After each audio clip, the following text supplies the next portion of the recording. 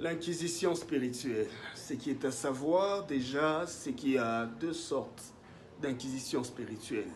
La première en inconscience, donc dans un état de sommeil, et la seconde en conscience, donc ouverte, en extase. Comment cela se passe-t-il?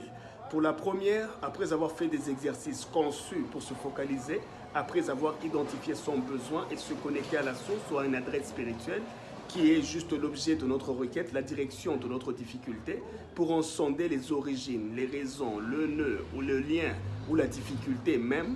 Mécaniquement, qu'est-ce qui se passe pour que telle ou telle situation ne puisse pas évoluer? Après avoir fait cet exercice, si nous ne sommes pas une personne ayant déjà la maîtrise de sa source de l'onction, dans son énergie, donc une personne habile dans l'exercice de sa foi, ayant déjà la maîtrise de ses perceptions, nous devrions maintenant faire l'effort d'avoir un esprit assez apaisé pour nous laisser plonger dans un petit sommeil qui naturellement nous ouvrira les portes de nos réalités spirituelles ou du monde dimensionnel. Mais comme déjà, avant, nous avons fait l'exercice qui nous permet d'orienter directement notre esprit vers notre besoin, il est écrit quelque part dans la Bible que les songes viennent des occupations de nos journées.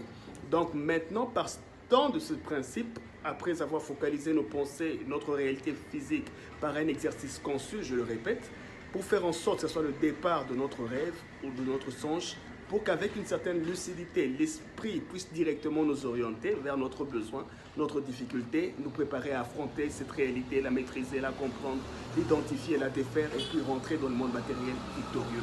Beaucoup ont déjà vécu ça inconsciemment après un long moment de prière ou une retraite quand ils ont dormi. Ils se sont vus dans une certaine situation qui représente leur difficulté, se libérer de tel ou tel lien.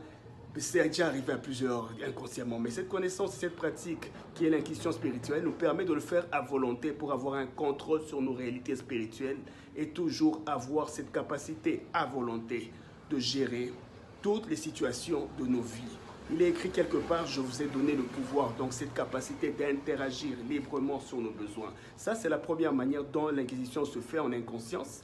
Donc, dans un sommeil, quand on n'a pas encore la maîtrise de son onction, quand on n'a pas encore une forte pratique des exercices de nos foi, on peut nous présenter un exercice conçu, prédisposé comme un transport spirituel de manière à aller interagir dans un sommeil habilement avec nos situations pour gérer nos vies. C'est la première explication de comment ça peut se passer au premier niveau. Mais pour le deuxième niveau,